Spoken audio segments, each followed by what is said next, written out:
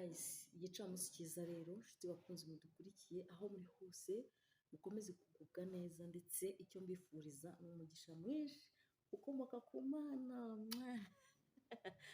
Uyu munsi tugiye kurebera hamwe rero ku kintu cyitwa amavangingo. Amavangingo ni amazi aza mu gihe umugore ari kurongorwa cyangwa se ari gukora imibonano mpuzabitsina. Ese ayo mavangingo aza ate? Bituruka ku ki? Ibyo ntabwo ari byo uyu munsi wa none tugiye kurebaho cyane cyane, ahubwo ikintu tugiye kwibandaho ni mu buryo abagore bamwe na bamwe bajya babura ayo mavangingo, ugasanga umugore ni mukagatare nk'uko imvugo bajya bakunda kuyikoresha, ntabwo ari njyewe wishyizeho. Nibyo tugiye kurebera hamwe rero kugira ngo uyu munsi wa none turebe umugore yarya iki kugira ngo ya mavangingo agaruke. Ese kubera iki ashobora kuba yagira icyo kibazo cyo kuba yabura amavangingo? Uyu munsi wa none nabyo tugiye kurebera hamwe.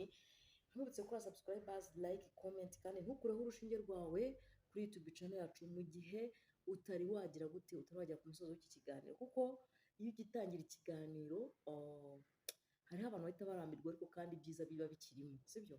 So rero nakugira inama yo kubanza ukitonda kugira ngo ubashe kuba wabona cyangwa se wakiga byinshi bigiye bitandukanye bitewe n'ibyo tugiye kwigisha muri iki kiganiro. Impamvu akenshi na kenshi abagore usanga bakunda gukura amavangingo, rimwe na rimwe hari igihe usanga ari impamvu zibaturukaho, ariko uyu munsi wa none ntabwo aribyo tugiye kuribaho, ahubwo tugiye kureba ni iki umugore yakora kugira ngo abone amavangingo. Ni iki yarya kugira ngo abone amavangingo?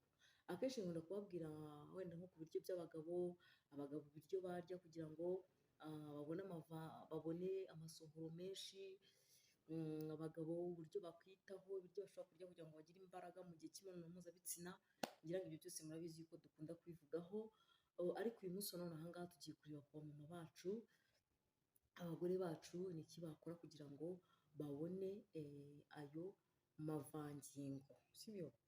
Kuko hariho abagore benshi usanga barumye, hari abagore benshi usanga batakifite kuba bakwihangana. Impamvu zo murazizi zibitera ni nyinshi. Hariho abagore baba barakinishije bakuma, hariho abagore baba baragiye bakuramo amada bakayakuramo mu buryo butandukanye, biriya bintu birabangama byica abagore cyane. Hariho abagore baba baragiye bikinisha, hariho abagore ibintu bituma umuntu yuma neza neza akabura amavangingo ndetse akabura ububobere. Ni impamvu nyinshi ntakwirirwa ndondogora kuko uyu munsi wa none ntabwo ari byo nari ngiye kuzamo, ahubwo uyu munsi kugira ngo turebere hamwe ni iki umumama cyangwa se umukobwa yakora kugira ngo agire ya mavangingo, umugabo najya akoraho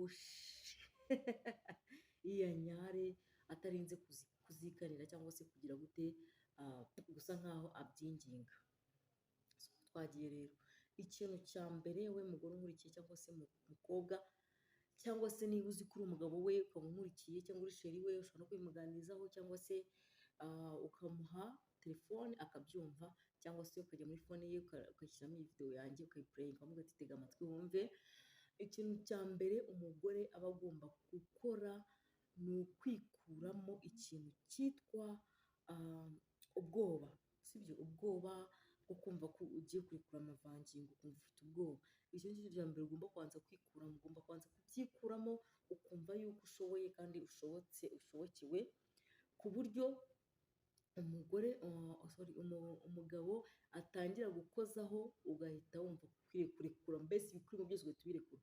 So ni ukuvuga ngo wenda hariho abagore usanga akenshi bakunda gutubura, bagatubura inkari zisanzwe, ariko buriya njyewe uriya mugore ntabwo njya mugaye, ndanamushima cyane burya abazi ubwenge. Impamvu mvuze ko azi ubwenge ni uko buriya nawe kugira ngo umugabo akunyaze abure amavangingo, afazari bapfa no kumuha biriya bikari bisanzwe. Wenda ntabwo tubihisemo, ariko ajya ngo 20 ruta 10, sibyo? 20 ruta 10, reka tubyite gutyo. Naho kugira ngo umugabo aburaburize yagira gute, byamugendekera gutyo. So rero hano hari icyo kurya, sibyo? Hari icyo kurya nabazaniye, sibyo? Cyangwa murakibona, sinzi ntabwo murakibona. Iki kintu bacyita igishayote cyangwa se ikidodoki, murakibona. Iki ngiki rero, iki ushobora kuvuga uti wenda ahari sinzi ibyo Brenda yateguye ariko kino kintu ngira ngo urakizi, iyo ugihase akenshi ukagiteka iyo ukiriye uba wumva bimeze nk'ibintu by'ibizi mu kanwa, siko bimeze?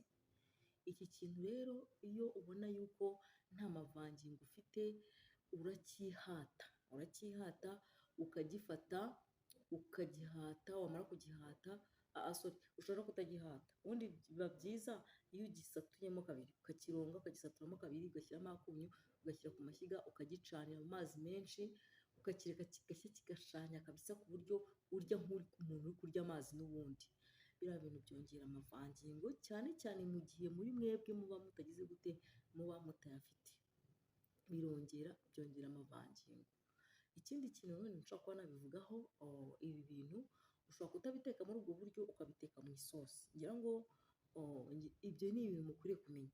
Ubiteka mu isosi, wamara kubiteka mu isosi ugakaranga tuno dushiya two dusaturamo duto duto, warangiza ugashyiramo na nk'agasosi runaka. Ibyo ni ibiryo barabirya bisanzwe, yego barabirya bisanzwe. Ibi ngibi byongera amavangingo, ndetse niba uzi ko ntayifite ubyihate. Ikindi kintu njya nkunda kuvugaho, uriya ni idegede, igihaza cya kintu cyo mu cyaro kitarakomera cyane kandi cyoroshye kirimo amazi, burya nacyo cyongera amavangingo. Ikindi kintu dushobora kuba twakomozaho ni igisheke. Igisheke nubwo kigira isukari nyinshi cyane, nko kuri wowe uzi ko ufite isukari nyinshi mu mubiri, ubwo ngubwo ushaka ntiwagikoresha, ariko igisheke cyongera amavangingo. By the way, igisheke kiri ahantu cyakuriye ahantu mu gishanga, gifite amazi menshi, hanyuma noneho ayo mazi akaba ari menshi, usatura igisheke kumva urimo uramira kabisa.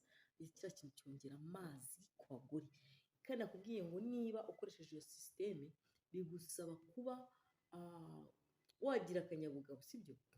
Akanyabugabo ko kuba wakongera imbaraga zo kuvuga ngo mu mutwe wawe niba uri gukora mera nk'umuntu udahari, ariko uhari, niba kunyaza uri kure, udafite icyo witayeho uri kure.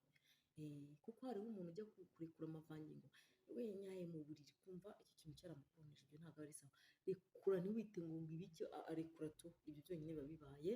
Ubundi noneho bya bintu wariye bizagufasha kuba byasunika ya mavangingo asohoke, kuko biragenda akaba menshi mu nda ku buryo udashobora kuba wagira gute wayabika. Ikindi kintu nagira inama ku abagore munywa amazi, ni ukuri ndabinginze nyaboneka, iyo turi kwigisha ibintu nk'ibi tugira ngo buri wese yubake urugo rwiwe, kandi urugo rwiwe rugire umutekano, urugo rwiwe rugire ubusugire, n'ubu babyita ubusugire ntabwo mbizi, ariko icyo twifuza ni uko nta muntu dukeneye kugira ngo tujye tubona yahukanye, yatashye, yajya mu buyobozi bamubaza icyo apfuye n'umugabo abura icyo avuga. Hariho abantu benshi bajya kwaka divorce, ariko babaza ibyo bapfuye buri wese agashyira agakufi ku munwa. Kubera iki? Kubera yuko hari ibintu biba bisibitse. So bavuga ngo umugore wanjye dushwanye yuko atajya anyara, biragoye. We mugore woye kuvuga ati ngewe nshwanye n'umugabo wanjye kuko ntajya anyara, biragoye. Bivuze ngo rero kora uko ushoboye nyaboneka, mbese ukoresha iyi sisiteme tuba twakubwiye, unywa amazi. By the way, ibanga rya mbere nta rindi, wanywa agacupa, wanywa fanta cyangwa ibikibindi, amata cyangwa ibikibindi, ikintu cya mbere ni amazi. Ikindi kintu dushobora kuba twagiraho inama, wenda tuzanabigarukaho cyane muri video wenda z'ubutaha, kuko ndabona iyi ngiyi iminota iri kutugendana. Ikintu nabwira abagore ni uko bakwiriye kugira gute, bakwiriye kuzajya, niba uzi ko nta rurenda cyangwa se umushyukwe ugira, mbere y'iminota 30 yo kugira ngo ubonane n'umugabo wawe, banza unywe agashyushyu, sibyo? Banza unywe ishyushyu. Iriya shyushyu urayifata ukayiteka mu gihe iri akazuyazi, ukayinywa. Iyo ugiye gukora sexe igufasha koroha mu gitsina, sibyo? Kugira ngo umugabo abashe kuba yakwinjiramo neza nta kibazo na kimwe cyavutse, cyangwa se hari ibindi bibazo byabayeho. Rero icyo mba nifuza ni uko mukwiriye kumva inama zanjye, kubera ko inama zanjye ni inama kandi zirafasha. Nababwiye ko mukwiye kunywa amazi, ibi bidodoki cyangwa se ibishayoti mukabirya, uburyo mugomba kubitekamo nabibabwiye. Ikindi nababwiye ni uko mukwiriye kurya watermelon, watermelon nayo ni ingenzi.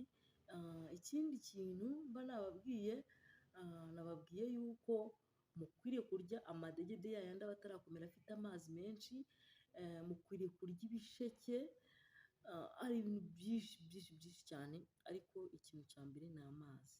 Guys rero reka mbifurize kugira ibihe byiza, kandi aho muri hose Imana ikomeze ibandebere icyoroshye, ndabakunda cyane.